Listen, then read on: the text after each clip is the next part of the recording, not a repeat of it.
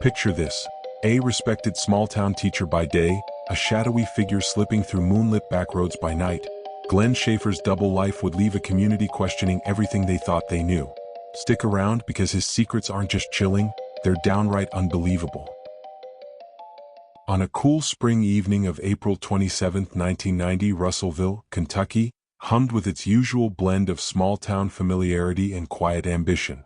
Just hours before, the sun had dipped behind the rolling hills, leaving a lavender twilight in its wake. Main Street's diners and shops buzzed briefly before settling into the slower rhythm of late-night hours. Yet, for 26-year-old Glenn Shaffer, the night was destined to end in terror rather than tranquility. Glenn was the kind of young man everyone trusted. A server at Louis' Pizzeria, he was known for his warm smile, friendly banter, and unwavering loyalty to his family. That night, after a steady shift, he pocketed a handful of tips and the promise of leftover slices, locked the pizzeria's neon door behind him, and started the familiar 3-block stroll toward his modest apartment. He had plans to watch late-night basketball on TV before turning in. Nothing unusual, nothing that would hint at the violence that lay ahead. At around 12:15 a.m., a single gunshot cracked the stillness. The blast echoed off brick storefronts and grass-lined sidewalks, shattering the veil of security Russellville residents had taken for granted. A passing driver spotted Glenn slumped against the lamppost, blood pooling beneath him as he cradled the wound to his chest. By the time paramedics arrived, Glenn's life had ebbed away. Russellville's heart broke that night, and the questions that followed would remain unanswered for decades. From the moment deputies cordoned off East 7th Street, the lead investigator, Sergeant Marcus Lindsay, knew this would be an uphill battle. The shooter had vanished into the darkness, leaving behind only a single fleeting silhouette on a nearby security camera, and the shell casing, oddly swept away by wind, was never recovered. Investigators scoured the pavement for clues: a scrap of blue fabric, a dark footprint on the curb, the faint scent of tobacco on Glenn's sleeve. Witness interviews painted a fragmented picture: restaurant staff who last saw Glenn washing dishes, a delivery driver who recalled a blue pickup idling just out of sight, and a lone woman who swore she heard heated voices moments before the gunshot. Yet none of these fragments coalesced into a clear suspect.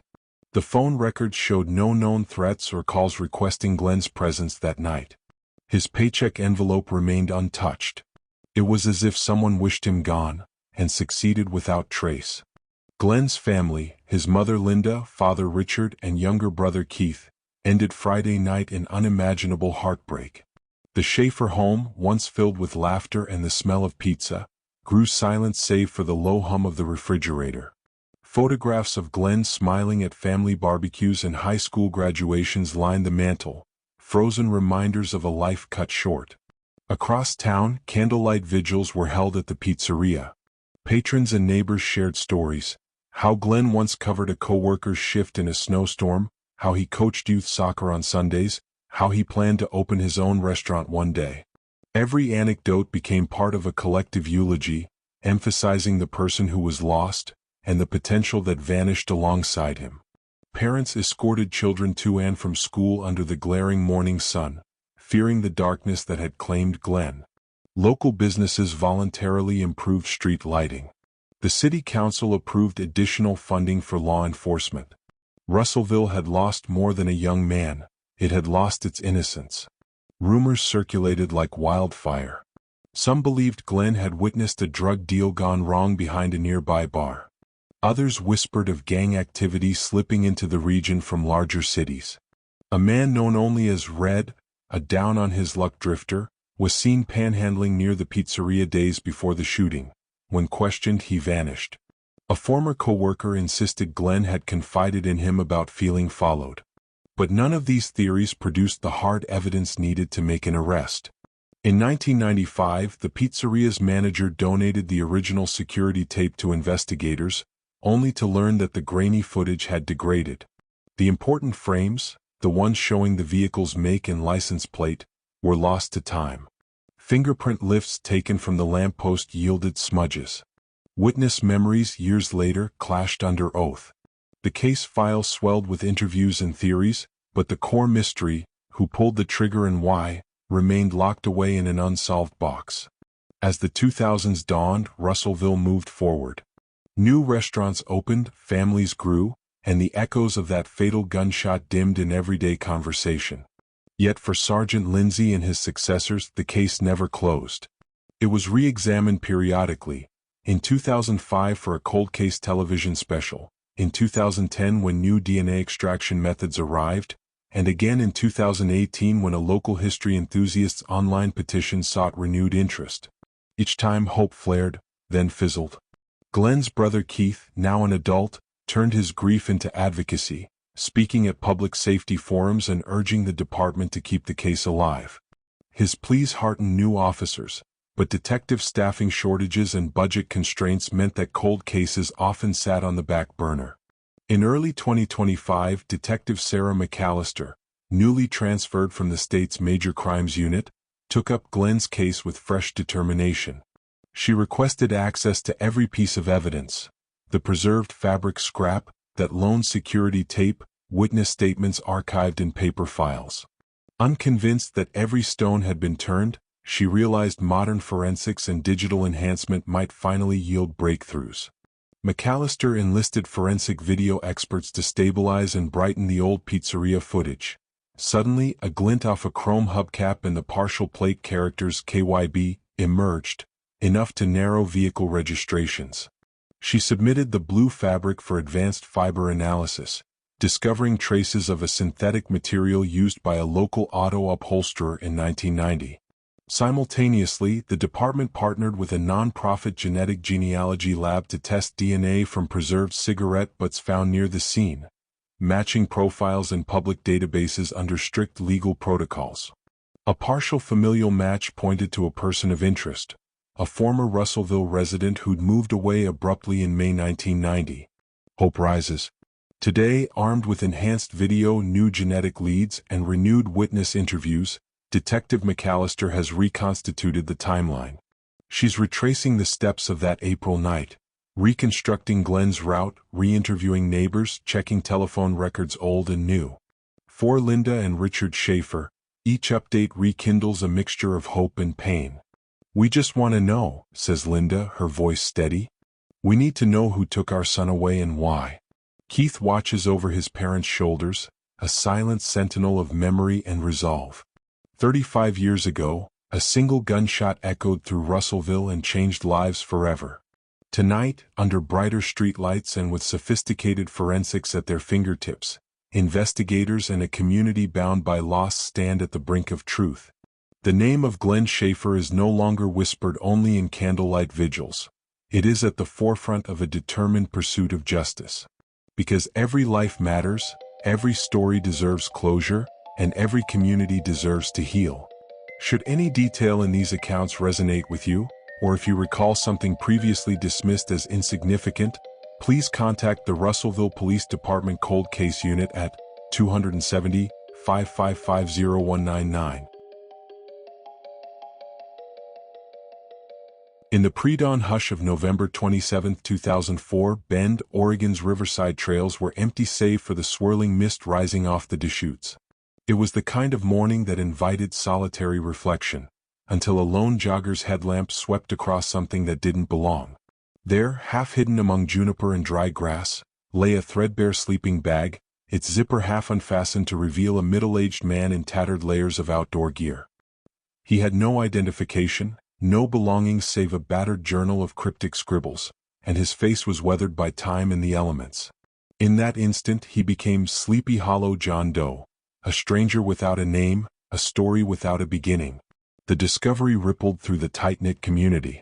Local deputies arrived and draped the scene in yellow tape, but it was clear from the start that this would be no ordinary missing person case.